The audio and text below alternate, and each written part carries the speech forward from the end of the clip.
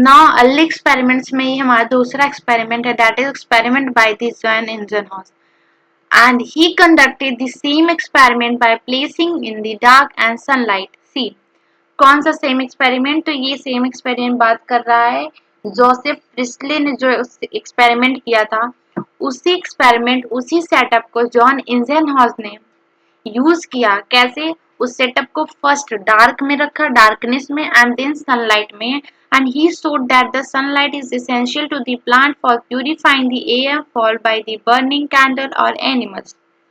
And इन्होंने ये show किया कि जो प्रोसेस हो रहा है जिसके थ्रू प्लांट क्या कर रहा है, वो रिस्टोर कर रहा है एयर को, उस प्रोसेस के लिए प्लांट को सनलाइट की एसेंशियल है, मीन्स सनलाइट नेसेसरी है उस प्रोसेस को करने के लिए। अगर सनलाइट नहीं होगा तो प्लांट उस वहां की एयर को रिस्टोर नहीं कर पाएगा, जो कि बर्निंग कैंडल एंड एनिमल्स वहां की एयर को क्या कर रहे थे, डिस्टर्ब कर रहे थे, उसको रिस्टोर नहीं कर पाएगा प्लांट अगर सनलाइट absent हो तो।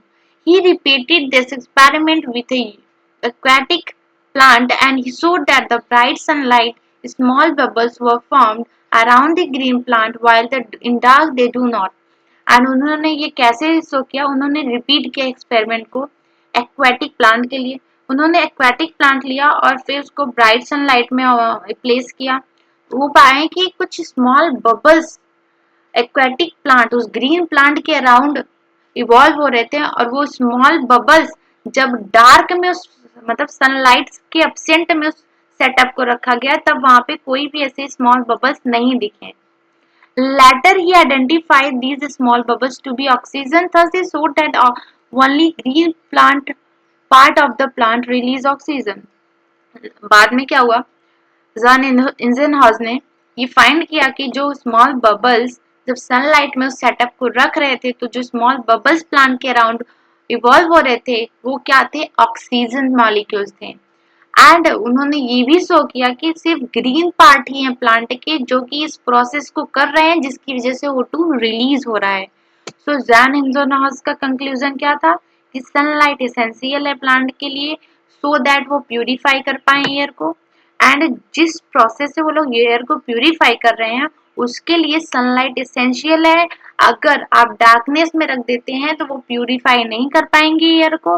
एंड जब उन्होंने यही एक्सपेरिमेंट ग्रीन एक्वेटिक प्लांट के साथ किया तो ये उनका ये रिजल्ट हुआ कि जब डार्क में उसी सेटअप को रखे एक्वेटिक प्लांट को तो कोई भी बबल्स नहीं दिखे, बट वही जब सनलाइट में रखे तो कुछ बबल्स अराउंड उस प्लांट के दिखे, और वो लेटर ऑन उन्होंने फाइंड किया कि वो ऑक्सीजन के बबल्स हैं एंड सिर्फ ग्रीन पार्ट ही होते हैं जो वो बबल्स को रिलीज कर रहे हैं, मतलब फोटोसिंथेसिस कर रहे हैं। बट फोटोसिंथेसिस नाम उन्होंने नहीं दिया था, मतलब एक प्रोसेस है, जस्ट लाइक प्रोसेस है एंड ऐसा हो रहा है।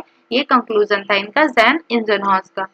नाउ उसी सेटअप पे उसी के अर्ली एक्सपेरिमेंट में एक और एक्सपेरिमेंट आता है, that is experiment by the Julius von Sachs in 1854 पे एक्सपेरिमेंट किया गया था। He proved that the glucose is produced when the plant grows and it is usually stored as a starch.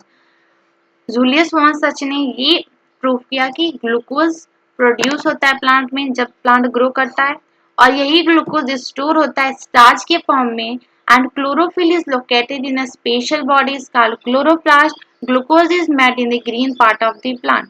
And ये भी उन्होंने prove किया कि जो क्लोरोफिल है वो लोकेटेड होता है स्पेशल बॉडीज में, एंड उस स्पेशल बॉडीज का नाम है क्लोरोप्लास्ट। और ग्लूकोज जो सिंथेसाइज हो रहा है वो green part of the plant में हो रहा है जहाँ की क्लोरोफिल प्रेजेंट है। That means Julius von Sachs ने ये प्रूव किया कि जो ग्लूकोज बन रहा है वो इंडायरेक्टली बन कहाँ रहा है, क्लोरोप्लास्ट। मतलब क्लोरोप्लास्ट ही रिस्पॉन्सिबल है जहाँ की क्लोरोफिल प्रेजेंट है ग्लूकोज के सिंथेसिस के लिए, और यही ग्लूकोज स्टोर होता है स्टार्च की फॉर्म में। ये कंक्लूजन था जूलियस वॉन सच का।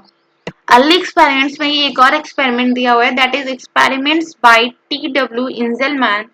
टी.डब्ल्यू. इंजेलमैन ने भी एक एक्सपेरिमेंट किया था। उन्होंने क्या किया था, he split the light using the prism into the spectral component and illuminated a green alga Cladophora placed in a suspension of the aerobic bacteria. उन्होंने जो लाइट आ रही थी उसको स्प्लिट किया प्रिज्म के थ्रू। आप जानते हैं ना प्रिज्म, अगर आप प्रिज्म से देखते हैं तो जो सनलाइट होती है वो डिफरेंट स्पेक्ट्रल कंपोनेंट में लाइक वो विबग्योर फॉर्म में स्प्लिट हो जाती हैं। तो उन्होंने इंजेलमान ने भी यही किया, प्रिज्म से उन लाइट को स्पेक्ट्रल कंपोनेंट में स्प्लिट किया और वही स्पेक्ट्रल कंपोनेंट्स को ग्रीन अलगा क्लैडोफोरा पे इल्यूमिनेट किया। और जो क्लैडोफोरा था वो प्लेस था कहाँ पर, वहां पे एरोबिक बैक्टीरियाज प्रेजेंट थी।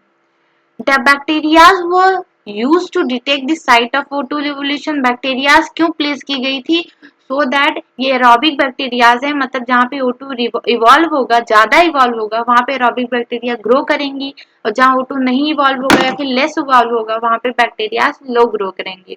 He observed that the bacteria accumulated mainly in the region of the blue and red light of the split spectrum C। उन्होंने ये ऑब्जर्व किया कि जो स्पेक्ट्रम आ रहा था प्रिज्म से, रेड एंड ब्लू रीजन वाले स्पेक्ट्रम में बैक्टीरियाज accumulate हुई, मतलब most of the bacterias red and blue वाले रीजन में चली गई। It was first described action spectrum of the photosynthesis, and यही था फर्स्ट एक्शन स्पेक्ट्रम जो है फोटोसिंथेसिस का डिस्क्राइब किया था टी डब्ल्यू इंजेलमान ने। And it resembles the absorption spectrum of chlorophyll A and B. और जो एक्शन स्पेक्ट्रम है फोटोसिंथेसिस का वो रिजेंबल करता है किससे? Absorption spectrum of chlorophyll A and B से। And what is action spectrum, अगर आप सोच रहे हैं तो एक्शन स्पेक्ट्रम ये कि रेट ऑफ फोटोसिंथेसिस को अगर डिफरेंट स्पेक्ट्रल ये मतलब वाई एक्सिस पे आप क्या लें, रेट ऑफ फोटोसिंथेसिस को प्लॉट करें एंड एक्सिस पे डिफरेंट स्पेक्ट्रल कंपोनेंट्स को प्लॉट करें, तो यहाँ पे जो ग्राफ जनरेट होगा वही क्या होगा, एक्शन स्पेक्ट्रम। एंड वो ग्राफ कुछ ऐसा अपीयर होता है, सी सच लाइक पहला एक्शन स्पेक्ट्रम अपीयर हुआ था। एंड ये जो एक्शन स्पेक्ट्रम है ये इसलिए कहा गया है कि रिजेंबल करता है एब्जॉर्प्शन स्पेक्ट्रम।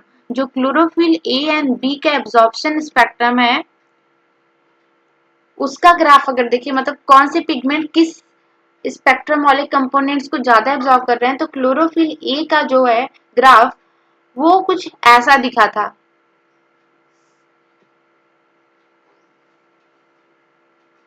सी सच लाइट, तो आप देखिए जो इधर रेड वाले ब्लू वाले रीजन में, इधर रेड वाले रीजन में फोटोसिंथेसिस का रेट ज्यादा था, यहाँ पे ब्लू वाले रीजन में और यहाँ रेड वाले रीजन में क्या हुआ है, एब्जॉर्प्शन भी ज्यादा हुआ है। तो दोनों का ग्राफ समथिंग ओवरलैप या फिर आप कह सकते हैं रिजेंबल करता हुआ शो कर रहा है। वही टी.डब्ल्यू. इंजेलमैन का कंक्लूजन था। इनके एक्सपेरिमेंट को एक रिकैप करते हैं। टी.डब्ल्यू. इंजेलमैन ने क्या किया, जो स्पेक्ट्रम ऑफ लाइट आ रही थी, जो लाइट आ रही थी उसको स्प्लिट किया प्रिज्म के थ्रू, जिससे स्पेक्ट्रल कंपोनेंट जो लाइट के लाइक विबगे और वो स्प्लिट हो गए, और फिर उसको एलिमिनेट किया क्लैडोफोरा जो कि ग्रीन एल्गी है, और ग्रीन एल्गी है उसके पास क्लोरोफिल पिगमेंट्स हैं, वो फोटोसिंथेसिस प्रोसेस करेगा। और जहाँ पे क्लैडोफोरा को रखा गया था वहाँ पे सस्पेंशन ऑफ एरोबिक बैक्टीरिया भी थी। जब लाइट फॉल हुई तो ये देखा गया कि एरोबिक बैक्टीरिया एक्युमुलेट हो गई थी red spectrum and blue spectrum वाली रीजन में। एंड वो बैक्टीरिया को क्यों यूज किया गया है एरोबिक बैक्टीरिया को, बिकॉज जहाँ पे फोटोसिंथेसिस हो रहा होगा ज्यादा, ग्रीन एल्गी जहाँ पे ज्यादा जिस स्पेक्ट्रल कंपोनेंट्स के साइड पे ज्यादा फोटोसिंथेसिस कर रही होंगी वहां पे O2 भी ज्यादा निकलेगा, तो एरोबिक बैक्टीरिया उसी रीजन में एक्युमुलेट होंगे क्योंकि उन्हें O2 की रिक्वायरमेंट होती है। एंड सो वैसे ये पता चल जाएगा कि किस स्पेक्ट्रल कंपोनेंट में फोटोसिंथेसिस का रेट ज्यादा है। एंड ये उन्होंने फाइनली कंक्लूड किया कि ब्लू और रेड रीजन वाले में जो स्पेक्ट्रल का कंपोनेंट था वहां पे फोटोसिंथेसिस रेट ज्यादा है, क्योंकि वहीं पे बैक्टीरिया ज्यादातर एक्युमुलेट हुई हैं। क्यों? क्योंकि ऑक्सीजन वहां पे ज्यादा रिलीज हो रहा है। एंड टी.डब्ल्यू. इंजेलमान ने फर्स्ट एक्शन स्पेक्ट्रम को प्रिपेयर किया, एंड वो किससे रिजेंबल कर रहा था, क्लोरोफिल ए एंड बी के एब्जॉर्प्शन स्पेक्ट्रम से। आप यहाँ डायग्राम में देख सकते हैं। That's all about the experiment conducted by the T.W. Inzelman।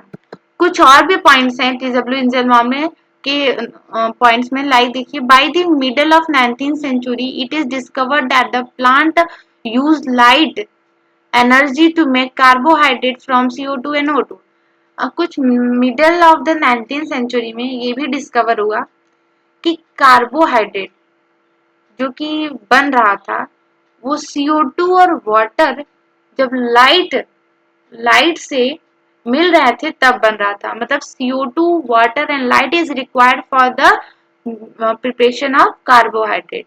इंफेरिकल relation दिया गया है कि CO2 वाटर जब लाइट फॉल होती है तब वहां पे कुछ बनते हैं कार्बोहाइड्रेट एंड O2 रिवॉल्व होता है। ये इंफेरिकल रिलेशन है। वेयर ये क्या है, कार्बोहाइड्रेट है दैट इज ग्लूकोज एग्जाम्पल, क्योंकि ये hydrate of carbon, hydrates of water जो होते हैं कार्बन, हाइड्रेट्स ऑफ वाटर को, कार्बन को ही कार्बोहाइड्रेट कहा जाता है। तो इस इंफेरिकल रिलेशन से ये पाया गया कि CO2 वाटर लाइट का यूज करके प्लांट फोटोसिंथेसिस प्रोसेस के थ्रू कार्बोहाइड्रेट का सिंथेसिस करते हैं।